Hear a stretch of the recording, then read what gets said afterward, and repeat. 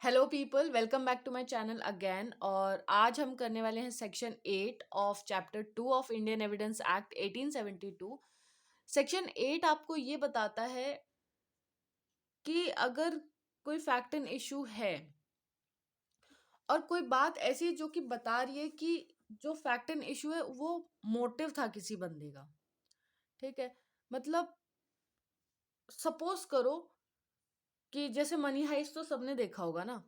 तो money heist में पहले जो प्रोफेसर है वो पूरा प्रिपरेशन करता है कि हम ऐसे ऐसे चोरी करेंगे। ठीक है, लेकिन उनका मोटिव होता है चोरी करना। तो यहाँ पे मैंने आपको दो चीजें समझाई, एक तो प्रिपरेशन और एक मोटिव। उनका प्रिपरेशन चल रहा था 3-4 महीनों से, आई थिंक, या फिर 6 महीनों से, मुझे एग्जैक्टली याद नहीं है। पर वो प्रिपेयर कर रहे थे कि वो कैसे जाएंगे अंदर, घुसेंगे कैसे अंदर, बाहर कैसे आएंगे। उनका पूरा प्रिपरेशन हुआ। और मोटिव जो कि उनका था कि उनको चोरी करनी है और उनको इतने नोट छापने हैं और इतने नोट उनको चाहिए और उसके बाद उनको निकल जाना है। तो ये मोटिव और प्रिपरेशन हो गया इनका। और जब वो पुलिस ऑफिसर पहुंची तब उसने देखा कि भाई ऐसे ऐसे इसने पूरी की पूरी सेटअप कर रखा है और ये ऐसे प्लानिंग बनी हुई है कि ये बंदा चोरी करवा रहा है किसी से।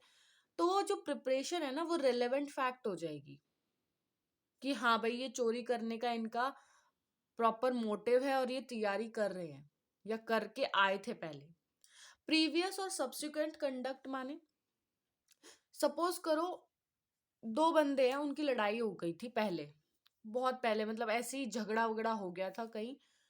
तो ए और बी की एग्जांपल ले लेते हैं हम। ए और बी का झगड़ा हुआ बहुत बढ़िया वाला, और ए ने बी को धमकी दे दी कि भाई मैं तो तुझे जान से मार दूंगा।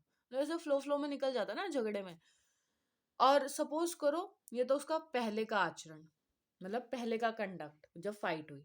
और उसके कुछ 5-6 दिन बाद बी का मर्डर हो जाता है। और जिस दिन बी का मर्डर होता है तो ए के पड़ोसियों ने उसको देखा होता है एक बहुत ही बुरी हालत में, और उसके हाथ में खून लगा होता है। दिन के समय में ही होता है, वो आता है बंदा तो उसके हाथ में खून लगा होता है। तो ये जो उसका प्रीवियस कंडक्ट था और अब उसके बाद का कंडक्ट, ये दोनों रेलेवेंट होंगे। ये फैक्ट्स हम मुद्दे में लेके आएंगे कि हाँ भाई उसने बोला था, धमकी दी थी, और जब बी का मर्डर हुआ था उस दिन ये उसके हाथ में खून लगा हुआ हमने देखा था, या फिर वो थोड़ी ऐसी हालत में था जिससे हम अंदाजा लगा सकते हैं कि ये किसी का मर्डर करके आया होगा। ठीक है, एग्जाम्पल है। और अगर हम बात करें, हो सकता है कि ए ने मर्डर ना किया हो, उसने ऐसी धमकी दी हो, पर वो प्रूफ कर देगा। पर अभी हम बता रहे हैं प्रीवियस और सब्सिक्वेंट कंडक्ट, जो कि आपका पहले आपने कुछ और किया होगा, अभी आप कुछ और कर दिया। तो दोनों ही जो भी आपका कंडक्ट है, जैसे आप अपने आप को बता रहे हो या दर्शा रहे हो, तो वो रेलेवेंट फैक्ट्स होंगे। किसी बंदे का कंडक्ट बहुत मायने रखेगा अगर कोई ऐसा फैक्ट एंड इशू से रेलेवेंट है तो। इस सेक्शन में ना एक्सप्लेनेशन दी हुई है, दो एक्सप्लेनेशन है। पहला एक्सप्लेनेशन ये है कि कंडक्ट में हम स्टेटमेंट्स को इंक्लूड नहीं करेंगे। कंडक्ट में हम, हाँ, वो स्टेटमेंट्स इंक्लूड कर सकते हैं जो कि एक एक्ट को एक्सप्लेन कर रहे हैं कि हाँ ये हुआ था, किसी बंदे ने वो देखा होगा। तो अगर वो बता रहा है कि ऐसे ऐसे सिचुएशन हुई थी तो वो स्टेटमेंट तो हम ले लेंगे। लेकिन हम कंडक्ट में स्टेटमेंट नहीं लेंगे कि हाँ भाई ऐसा हो सकता है, या फिर वो बंदा खुद ही बोल रहा है नहीं मैंने तो ऐसा नहीं बोला था, तो वो स्टेटमेंट नहीं लेंगे क्योंकि वो एक स्टेटमेंट है। You are not defining an act. अगर कोई एक्ट एक्सप्लेन हो रहा है किसी स्टेटमेंट के थ्रू, तब वो हम रिलेवेंट मानेंगे। दूसरा एक्सप्लेनेशन है आपका कि जब एक स्टेटमेंट, जब कंडक्ट है किसी पर्सन का और वो रिलेवेंट है, और अगर वो कंडक्ट किसी की प्रेजेंस में हुआ है और उस बंदे ने या तो उस चीज को देखा है या फिर सुना है, तो उसको हम रेलेवेंट मानेंगे। मैंने बोला ना कि अगर आप किसी कंडक्ट को एक्सप्लेन कर रहे हो, सपोज करो मैंने देखा कि मेरे पड़ोस में कोई बंदे हैं, वो चोरी का सामान लेके आए हैं और वो उसको छुपा रहे हैं, मैंने देखा। अल्दो हो सकता है मैं कोई एक्शन ना लूं उनके खिलाफ, लेकिन मैंने देख तो लिया ना। अब सपोज करो कल को कोई पुलिस आती है या फिर मुझसे क्वेश्चनिंग होती है, तो मैं अगर बोलूंगी कि हाँ ये चोरी का सामान लेकर आए थे और इन्होंने यहाँ छुपाया है, तो अगर वो सामान वहीं मिल जाता है तो मेरा स्टेटमेंट तो रेलेवेंट हो गया ना, क्योंकि एक्ट को जस्टिफाई कर दिया। हाँ, अब सपोज करो मैंने वो चीज देखी ही नहीं हो और मैंने बोला हाँ कि शोर वोर तो आ रहा था, पर ये शोर वाला स्टेटमेंट तो नहीं होगा। हो सकता है शोर तो किसी भी चीज का हो, तो ये किसी एक्ट को दर्शा तो नहीं रहा। पर हाँ, अगर किसी एक्ट को कोई चीज एक्सप्लेन कर रही है तो वो स्टेटमेंट हम रेलेवेंट मानेंगे। ठीक है, इसके बहुत सारे एग्जाम्पल्स हैं जो कि हम अभी बताएंगे।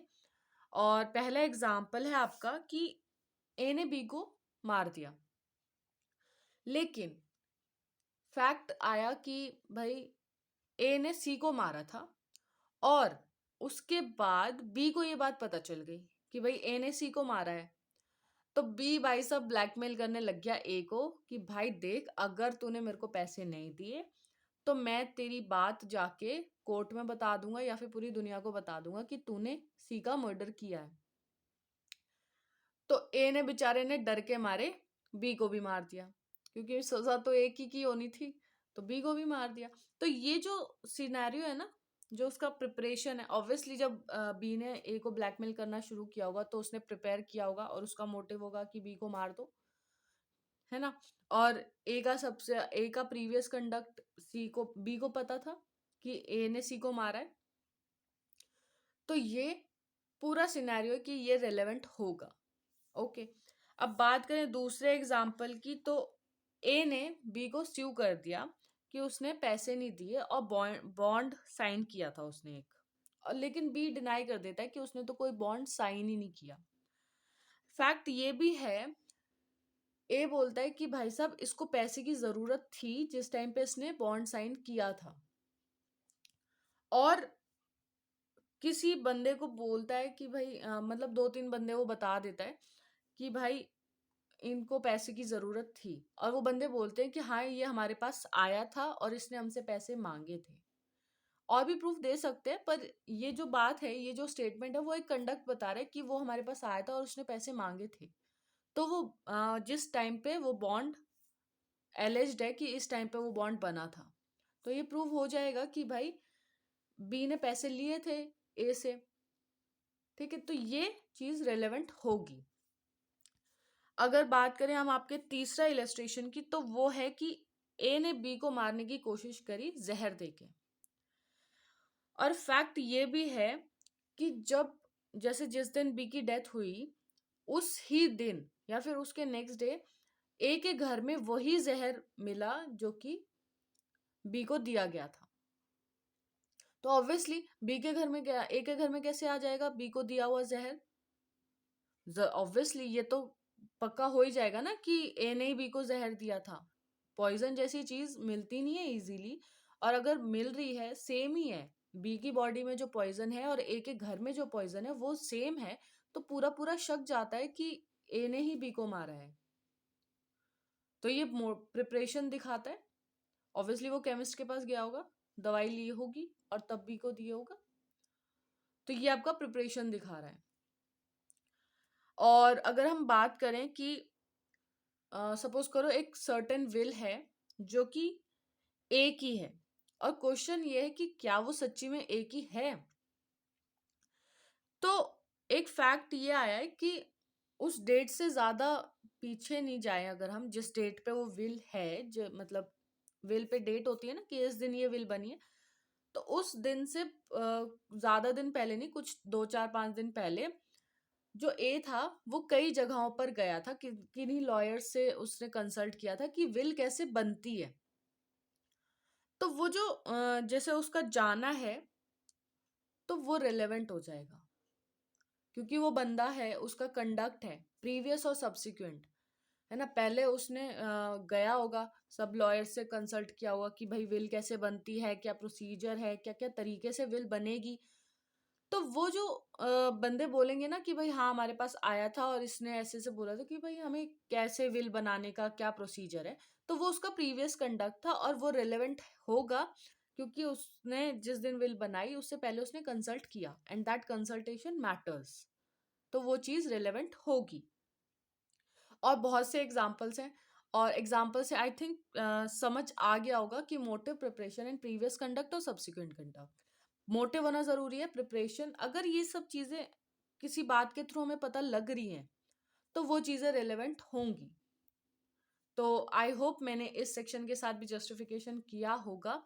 और अगर वीडियो अच्छी लगी हो तो प्लीज़ लाइक कर देना, चैनल को सब्सक्राइब कर देना, और मेरा पढ़ाया हुआ थोड़ा बहुत भी समझ आया हो और आपको लगता है कि आपके दोस्त भी इस चीज़ को समझ पाएंगे इजीली, तो उनको भी शेयर कर देना। Bye bye, take care.